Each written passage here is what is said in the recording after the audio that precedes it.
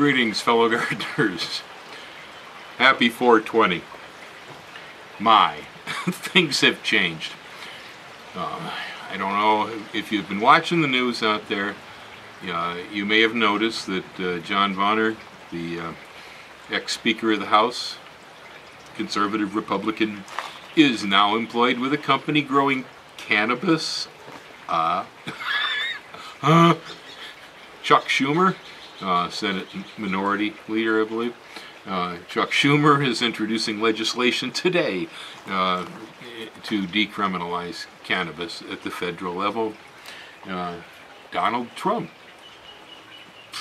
has even come forward and said, we're going to leave the states be with that stuff, whatever they want to do. We're not going to mess with them. Calling off Jethro Sessions, the Attorney General, who was just dying to take pitchforks after those guys in California and Colorado.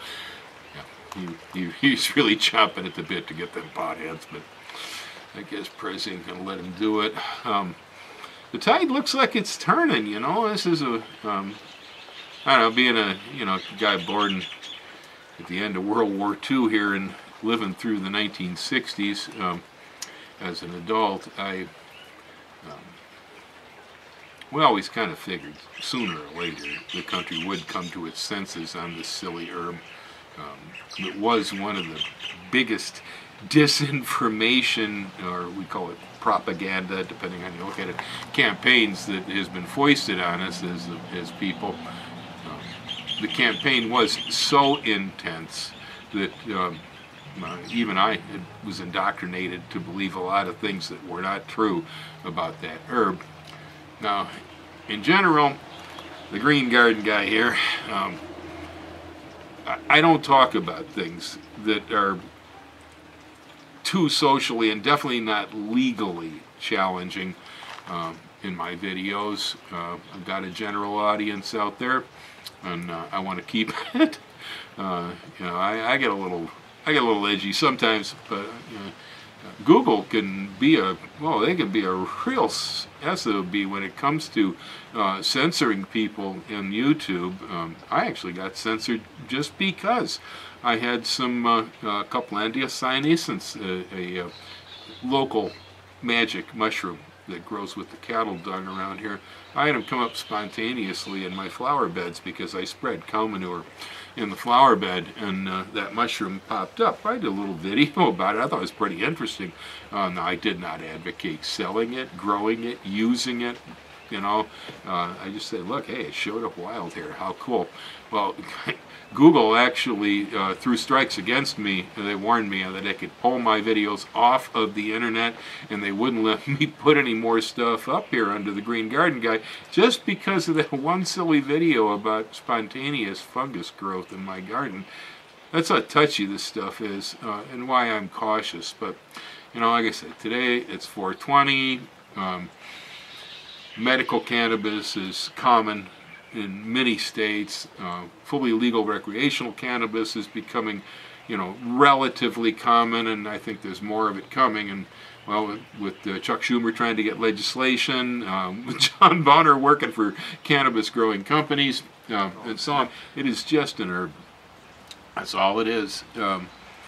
It is one of the more useful herbs agriculturally and horticulturally that we have on this planet. It's an awesome crop. I've advocated how much I enjoy corn because I think corn is just a spectacular, useful plant. Bananas, another one. Oh God, what a great crop! I mean, these are blessings to us as people. Cannabis is in that same league, and maybe even more so. Because the plant is useful in almost every part. The stalks will produce high-grade fiber, good for clothing, good for paper. Many of us really don't even realize that the word cannabis, the word cannabis is the Latin name for this plant, but the word canvas is the English bastardization of the word cannabis.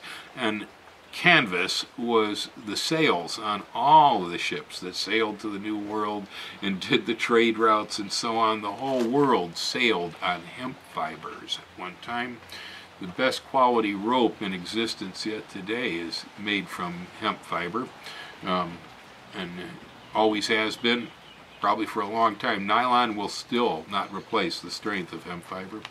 So on, and you know, we got into this whole situation mostly because of Mr. DuPont and his patent on nylon in the early 20th century.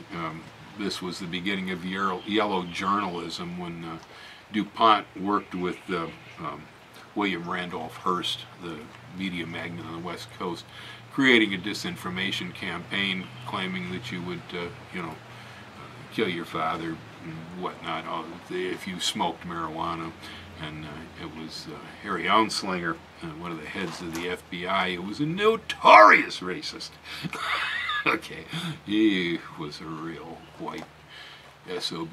And he hated anything with a dark skin color, and so when he worked with DuPont and Hearst to demonize this herb, he used the Mexican slang term for it, marijuana, to associate the plant with these little brown Mexican guys, you know, and so consequently you may hear me refer to the plant as pot.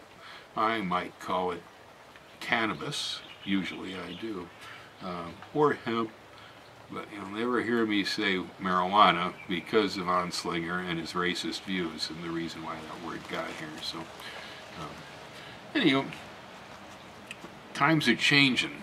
We're finally getting over the disinformation campaign that we've been handed.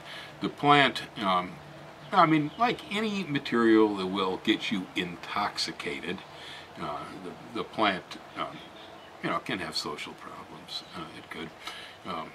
But in general, it is probably one of the safest common intoxicants that human beings have on the planet. It is definitely safer than alcohol. And you can't poison yourself on this stuff. And the idea that, oh, we need more experimentation and information about the plant is just because we've turned blind eyes towards it all this time. In the early 20th century, this was at the basis of much of our over-the-counter pharmacy in the United States and Europe. You know, Queen Victoria's favorite PMS remedy was tincture of cannabis.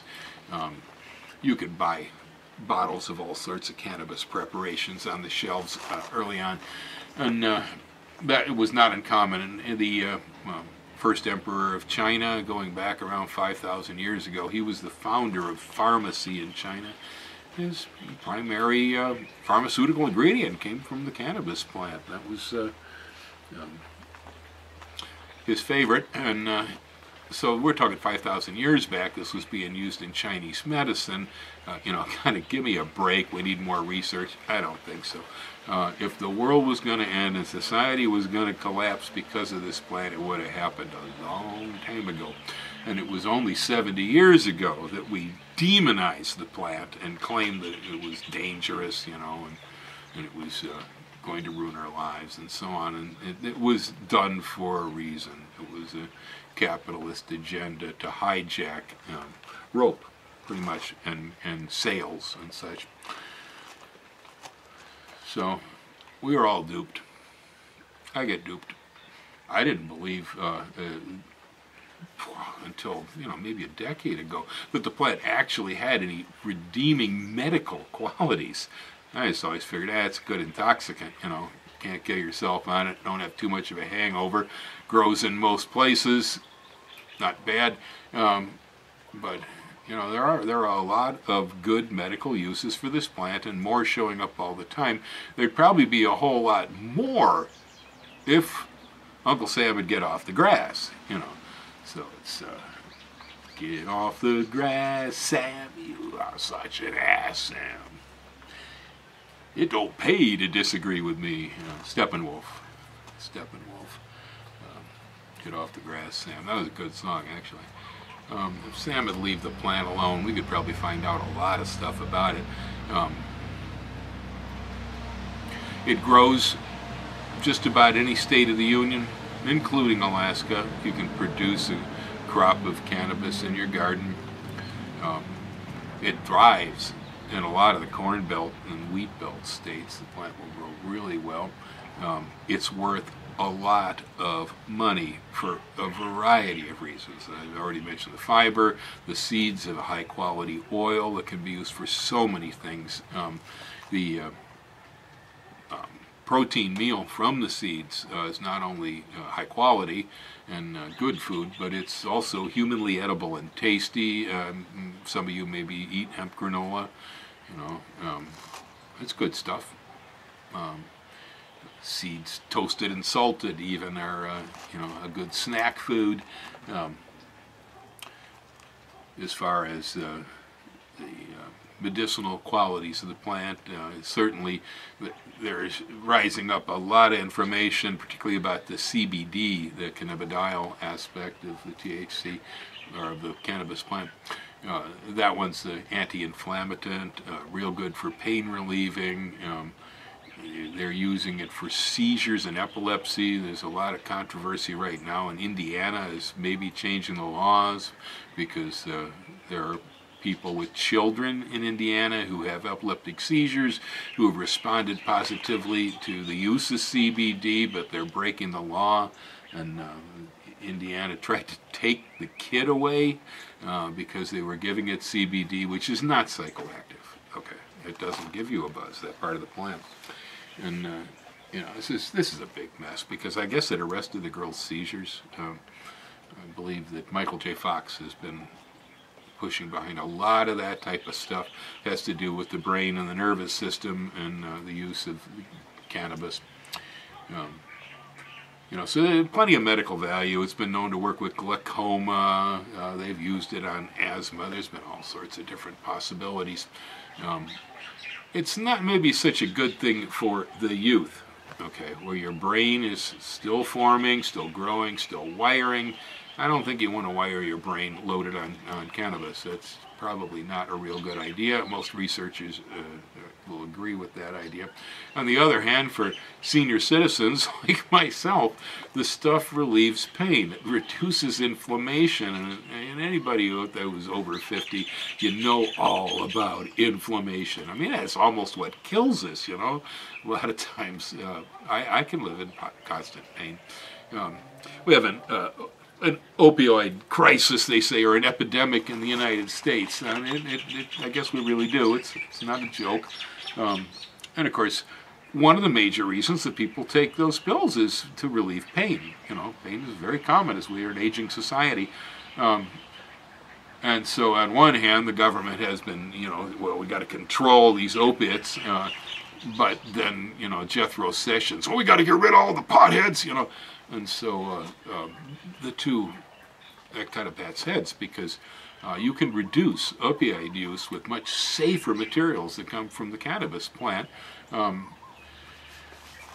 So like I said, this is 420. That's what we all consider to be the anniversary of the beginning of legalization of cannabis. And I personally would like to see this crop let free. And the thing that really scares me is capitalistic society, and there's a lot of money to be made on this herb. Who is it a rich one? And wherever there's money, you will find serious money and interest, and usually corporate entities. And the one thing I don't want to see happen is that legalization moves forward, that it becomes the proprietary rights of various massive corporations to control the flow of this stuff, just like happened with alcohol. Okay, this is same situation as alcohol prohibition. What we're dealing with, the only difference is the information that started prohibition was not necessarily disinformation. It was a bad idea because when human beings have been consuming alcohol for thousands of years, you're not going to make a moral argument that tells me that beer's not food. Okay, so it was a bad idea. But the idea that alcohol can ruin lives, it can. Yeah, it can really mess you up bad. Doesn't happen so easily with cannabis. There are all kinds of people for long periods of time that have functioned socially and economically and used cannabis. like I said, the world would have fallen apart a long time ago if that was a problem. I recall reading an article about archaeologists digging up caves in Germany, and I think the date was about 15,000 years ago. They figured the deposits in this cave, where they actually came up with cannabis seeds in Neolithic caves in Germany. They were about 15,000 years old. I like that idea. Because, you know, I'm over 60% German Czech in my genealogy, which means that my ancient ancestors not only had beer as food, but they had pot too. I think that's hysterical. But I don't understand with that consideration why the heck they came up with polka. I had to come up with Hendrix. I don't know about you people. But yeah, so it looks like it's turning, and I guess the main reason I'm here is to finally break the ice, and with John Boner working for a cannabis company. Yeah, the Green Gardener can talk about this crop too, because I've had a high esteem for the plant for the longest time. I just don't talk about it because I don't want to get in trouble. But I guess the day's passing. I don't want to tick people off either. There's a lot of people still got serious attitudes about this stuff. Best I can say is that most of it's disinformation. You know, everything's got problems, and so you want to make an argument why this stuff's not good. I suppose you can. You know, it can create psychological addictions. Yeah, you know, I know people who have gotten strung out on the stuff for years and years and years. Don't see as how it hardly harms their lives, provided the supply of the material is easy to get, legal, and cheap. So when you're cropping it in your own garden, who cares? It's like making beer or wine at home. And it's really, you know, it's like that. Actually, it's even easier. You don't need any special equipment to grow cannabis. And there are a whole lot of reasons why you might want to do it, especially if you're old grayheads like me. You know, we're the people that actually could use this stuff. It will make our lives easier. I'm asking everybody out there that watches my channel that can agree with the viewpoint that I'm putting forward, that we need to get off the grass, Sam, you know. Contact your representatives, statewide, federal, please, you know, let them know. Just don't be afraid. Just let them know. You know, get off the grass, Sam. Leave it alone. And leave room for gardeners and small farmers in this thing. I don't want to see Monsanto hijack this entire thing, or some other Philip Morris or somebody. I mean, it's fine. They get their part of the biz, too. They want it. They know there's money there, and so they're greedy for it. But as for the rest of us, it's another herb, like mint, like sunflowers, like echinacea, you name it, okay? It's just another herb, and we want it in our gardens. Let us have it, and stop messing around. I have always personally had an issue with lawmakers that pass laws that are attempting to try to keep me safe from myself. I don't agree with that. I really don't. And in this case, that their judgment was misfounded anyway, because there was no serious danger involved here. And no matter how hard they tried to stamp it down, it rose up anyway. As you can see, it's a mega force. And in fact, the harder they pushed it down, the more hard drugs popped up in the street. Long story there. Won't even go there, okay? But there's solid evidence to indicate that cocaine and opiate epidemics in the United States were caused by pushing down on cannabis years ago.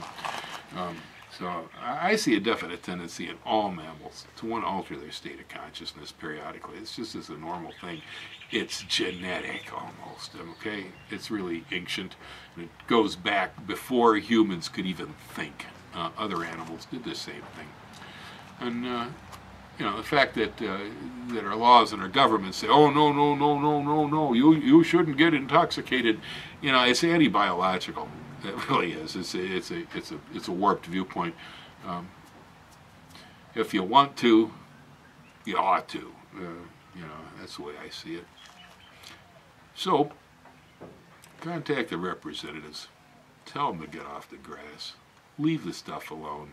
It's 420. It's a good time to assault them. Let's change this one. I hate like heck to think that, you know, in the 20th century women have got the right to vote, you know, and hopefully more equal rights, and that we looked at the issues with minorities, and there was Martin Luther King, you know, and I don't know, and there were so many social changes that were important and affected everybody that rose up in the 20th century. One of them we thought was going to go away in the 20th is we thought they'd get off the grass, but it didn't happen. And so here now we are in the 21st century, and we're still messing with this. And when you look at it, you go, "Wow, is this the most earth-shaking social thing we got going on right now? Is the right to get stoned on grass?" I mean, okay. Well, its time came, and I guess maybe this will be the century that we finally put down racial supremacy and political movements like the Nazis. I don't know. Maybe. If that happens too, along with legalizing cannabis, it'll be a good century. Aloha.